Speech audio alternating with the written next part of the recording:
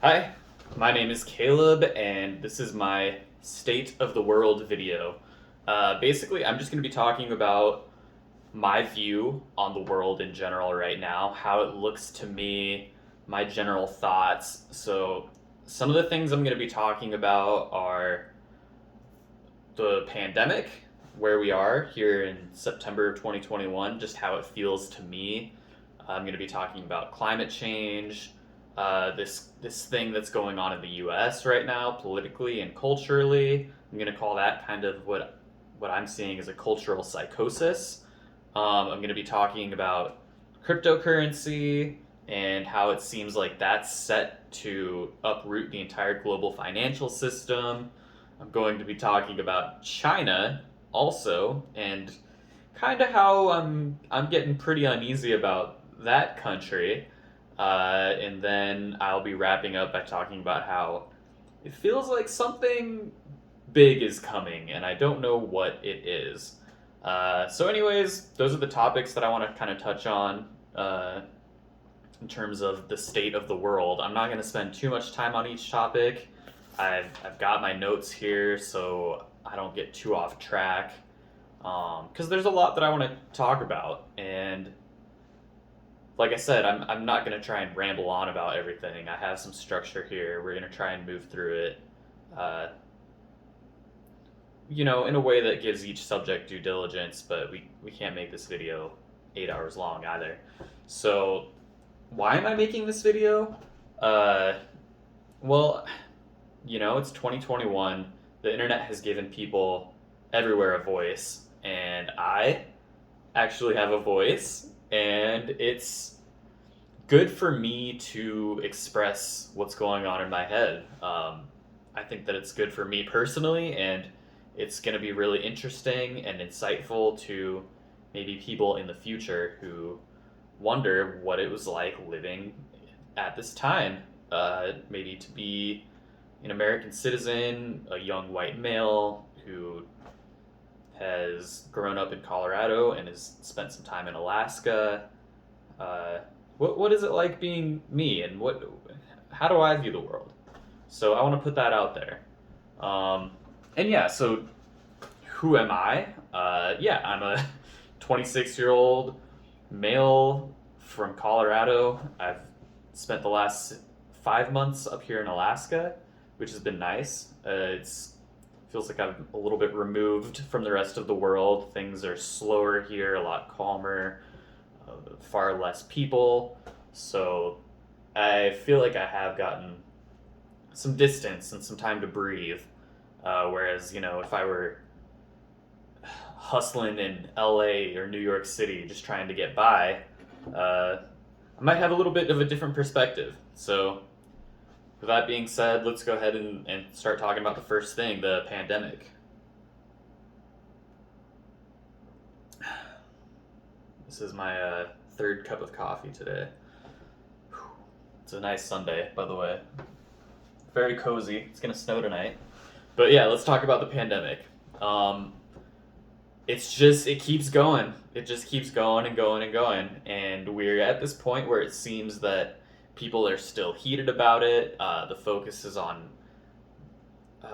the question of whether or not you should get vaccinated. There are people on both sides who get pretty heated. There's a lot of weird information, misinformation, confusion. It's just people are not on the same page about the vaccine. Just like at the very beginning, people weren't on the same page about whether or not the virus actually existed or if it was something to be worried about.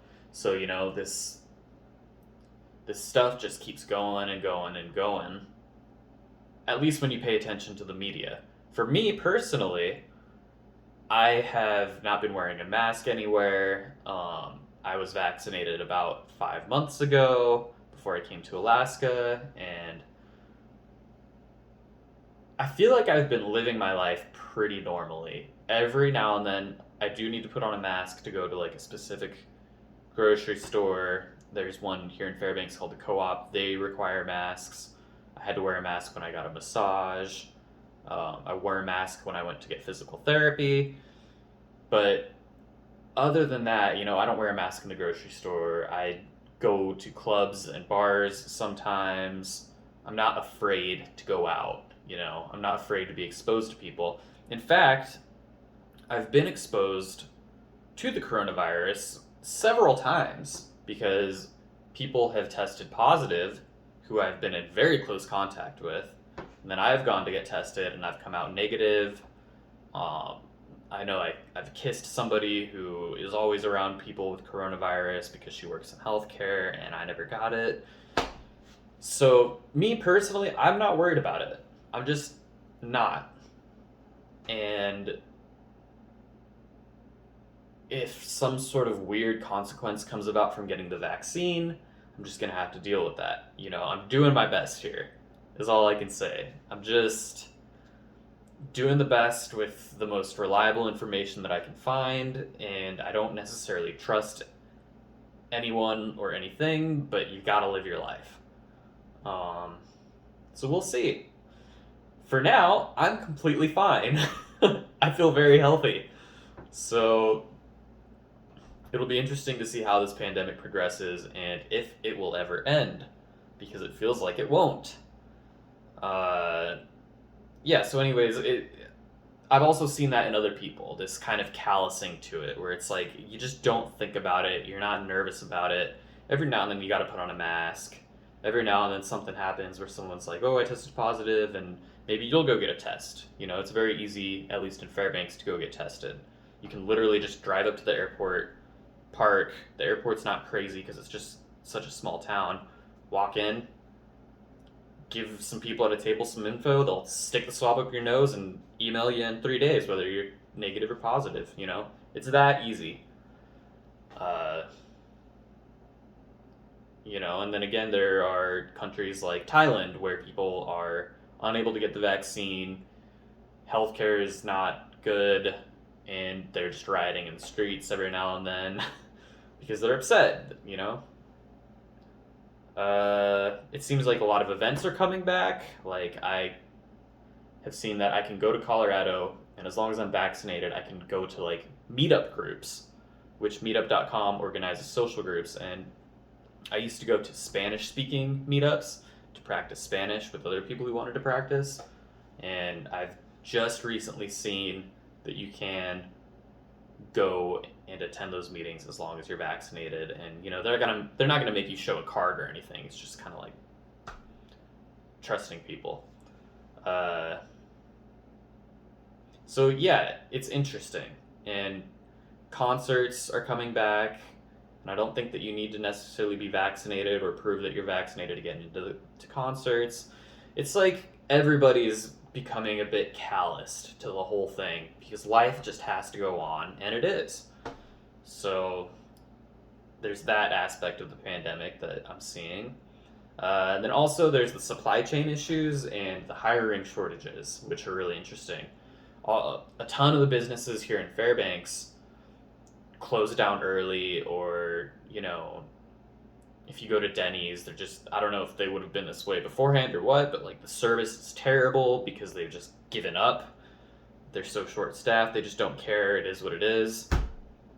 The bakery here in Fairbanks is like Denny's, but locally owned and way better. um, but they close at 3 p.m. every day because they can't find people to work, and it's been that way the whole time I've been up here, since May. Just everybody is short of staff, and I don't think anyone really understands why. And that's a pattern everywhere in the US. The lower end of the jobs, service industry type jobs, nobody's working. Nobody wants to work. It's very interesting, and I don't know what it is or why. Supply chain shortages, I hear all sorts of things about the price of X going up still. Gas, I guess. I can't think of any specifics right this second, but I know, well, the PS5 and Xbox One, you still can't get one of those. They've been out for, what, a year and a half? You just can't have one. There's not enough. Cars. My company they have been needing to purchase a couple new vans. They can't find them, so they're just not getting them, you know? Things like that. That continues to go on. So, from my perspective, that is the state of the world in terms of the pandemic. Let me touch on climate change real quick. Up here in Alaska, I've never experienced seasonal changes. I don't know what the climate exactly is like up here, but I've heard from a lot of locals that Alaska seems to be okay. It seems to self-regulate. They're not they're already used to crazy ass weather, so like nothing has really changed. I know that it was a really pleasant summer. It's beautiful out here.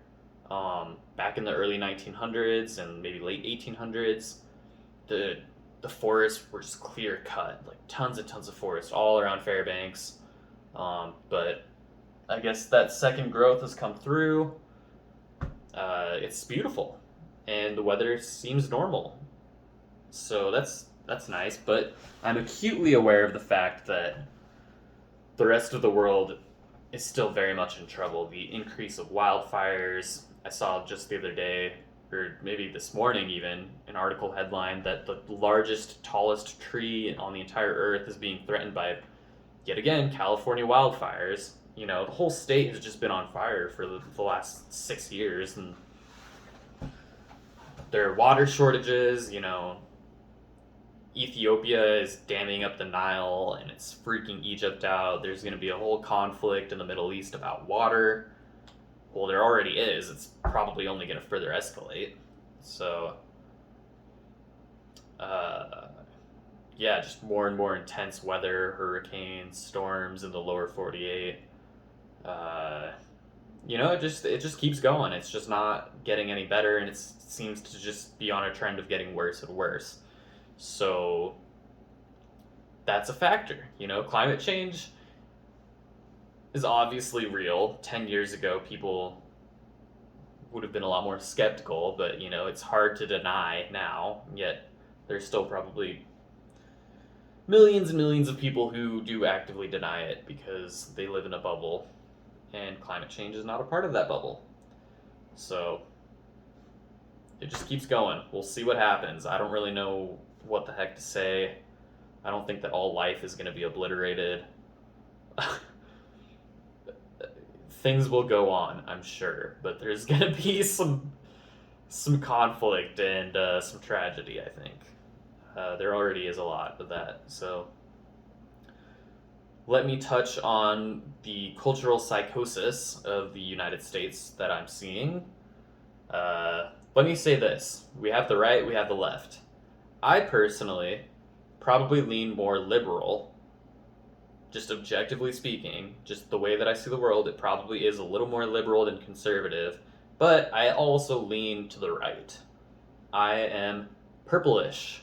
I'm from Colorado. We're a very purple state. You know, we're somewhere in between the left, somewhere in between the right. I value this country and our most fundamental values as a culture, you know, freedom of speech, individuality. I think that the criminal justice system is great and also terrible, but I'm glad we have it, because we're not having things like mob executions and whatnot. Like, there's some order here balanced with freedom that I really enjoy. We're not living under an authoritarian regime. That's really nice. You know, in a lot of ways, we are still a very, very, very free country, and we have a lot of value from that. And we are rich, also, comparatively speaking. I enjoy a very good life here. So I am proud to be an American. I think that there are things we need to hold on to, and that's more of my right side speaking. Coming from the left, I think that yes, there are a ton of things that we could address, and we would do well to address, or at least acknowledge, and then begin to address these things, you know? There is a path forward. We can't just stay stuck in the past. So I think that the left and the right are both very good. The right can serve the function of preserving things that need to be preserved. The left can identify things that need to be changed and put into action those things changing. But here's the problem. People on the right are way too far on the right. People on the left are way too far on the left. Or at least that's what it seems like. You know, if you go online, you're going to see a ton of really weird stuff. And it's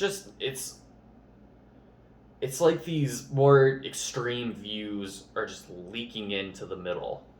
And more just normal everyday people their views are becoming more and more skewed, more and more extreme, and more out of touch with reality, to be honest with you. So that's alarming. And I myself, I do not cling to any political worldview or any political ideology. I am a very loose person, and I go by my instincts, and I'm very, very skeptical also. That's part of why I don't latch on to any political worldview. I feel like I'm a detached observer. And then I'm watching everyone go crazy. And of course, that's just a feeling. That's probably not completely true. The thing is that no matter who you are, or no matter what kind of intense views you hold, or even just no views at all, or maybe, you know, normal person views, I guess you're not like crazy and adamant about sharing these views. They don't affect you psychologically. You're able to live a normal life, is what I'm trying to say. So anyone in that spectrum, I still feel like I, as an American, would be able to relate to them very much. We could have a normal conversation that's not about politics. You know, like we're still very connected as a country and as citizens.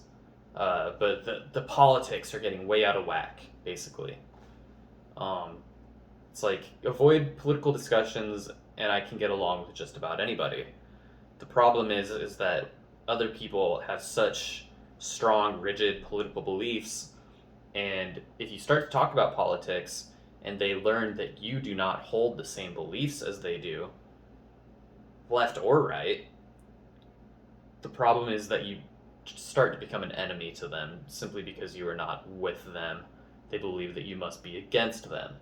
So that's pretty dangerous, and I see more of that leaking in to the middle. So we got to get it together.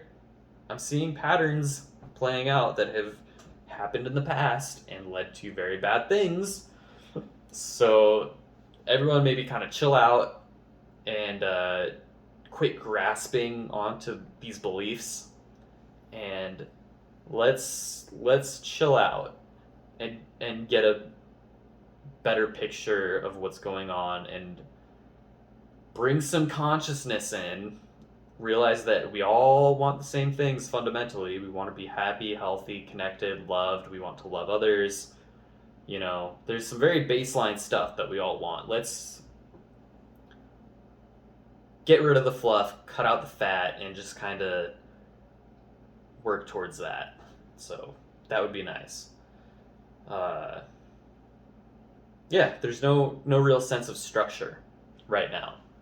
That's why I call it the U.S. cultural psychosis. And also, this is happening in a lot of other places too. Kind of the whole Western world. Yeah, it's interesting. I'm glad I'm in Alaska. Okay, another thing to touch on. I'm sure this video is starting to get really long. I have no idea how long I've been going. So yeah, let me just say we've got cryptocurrency. I have been involved in it since, for quite a while, since like 2014. I sold my Bitcoin multiple times. I once held 10 Bitcoin, but I sold it all in like 2018 for a small profit. I do have some holdings in cryptocurrency. I'm not going to divulge how much I own, but I will say that I've held Algorand all of this year, and I've done well with it in terms of value.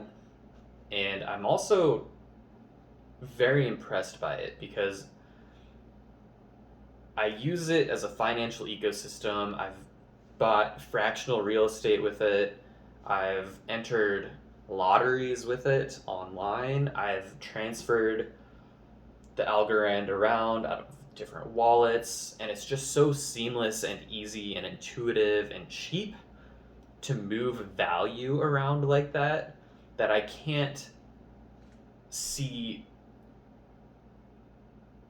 the global financial system not being affected by this technology. And I don't know if it would specifically be Algorand or some other cryptocurrency or blockchain network, but I'll tell you what, if Wells Fargo ran on Algorand, my life would be that much more convenient. I wouldn't have to wait days for bank transfers. I wouldn't have to wait days for my paycheck to come in. I could pay off my credit card instantly. It wouldn't have to pend. The traditional banking system is so freaking slow compared to what can be achieved with something like Algorand. And that's why it's shot up from 70 cents to $2 per Algorand. It's just, I can see things changing very quickly. And I'm excited about it, actually, and I'm happy I'm a part of it and that I'm a stakeholder in several cryptocurrencies. So that's kind of a positive, to be honest with you, but we'll see if it turns into a negative. Okay, the last thing I'm going to touch on is China. I'm just going to say they're freaking me out. Why? Well, the US and China and the rest of the world, we're all heavily linked together economically speaking. We are dependent on China to get the things that we're used to having, goods wise. Our supply chains are completely intertwined, so there's that fact that we need to look at. And then we also need to look at the fact that they are a brutal communist dictatorship that desires to be the next dominant world superpower. And that is a fact. That sounds like an opinion to many, I'm sure, but that is a fact. And that should alarm people, right? They have threatened several times to invade Taiwan, which they consider to be China. Taiwan does not consider itself to be China. Taiwan considers itself to be Taiwan. And Taiwan is very free. They're basically China, but they're free. Very interesting. China does not like that. China would invade Taiwan in a heartbeat if it knew that it could, and it could get away with it. And it's actively working to be able to do that. It's taken over Hong Kong. Hong Kong used to be a lot like Taiwan, but mainland China has come in and shut it down, basically. So the people in Hong Kong, even though they want the freedom of speech and are used to it, they can't openly criticize the Chinese communist regime, or else they'll go to prison. They can't call for independent elections in Hong Kong because they'll go to jail. That's alarming, because you don't want a country that operates that way to become the dominant world superpower, right? Like, the USA has been very imperialistic, but we've set out a blueprint for economical freedom, individualistic freedom, that brings forth prosperity. And the US and the rest of the world have greatly benefited from that. Now, if China were the global superpower, it would be more hard-fisted. China controls everything. China controls the shots. There wouldn't be that freedom. There would be more just like China screwing everyone else over. Or at least that's the sense that I get. So it's alarming. They're also scapegoating the US for things like COVID. Basically, they're blaming everyone but themselves.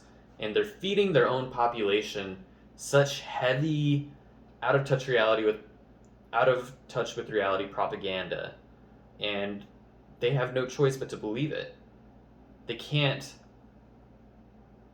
There's no other way to think in China. There's only one way to think, and if you think in a way other than that, you are the enemy, and you will probably end up in trouble or in jail or killed. Yeah, they are sticking their fingers into the rest of the world with the Belt and Road Initiative. I won't go too much into that, but yeah, they're trying to get third world countries hooked onto China so that they can come in and basically take over economically. Yeah, and then I'll just say they've got the Uyghur concentration camps. That's very alarming. All of it's very alarming, and I don't think that people in the US have any of this on their radar. So if you were to go and talk to somebody about how alarming China is right now, they'd probably think that you're a little weird, that you're like identifying with this because you have nothing else to do. Like, I don't know. In summary, I want to say that it feels like something really big is coming. It feels like the long peace that we've enjoyed since World War II is coming to an end. There is just too much conflict brewing. There's so many problems, and they're all starting to mix together. And the world is going from a state of order into chaos. That's what it feels like. So we will see what the next 20 years hold. We'll see what the next 50 years hold, the next 100 years. Who knows? But for now, you have my view on the state of the world. And I think that's where I'm going to end this. Yeah. Take care. Oh, the coffee's cold. Oh, this is what it looks like outside. It's beautiful. I really like Alaska. Okay, all right, bye.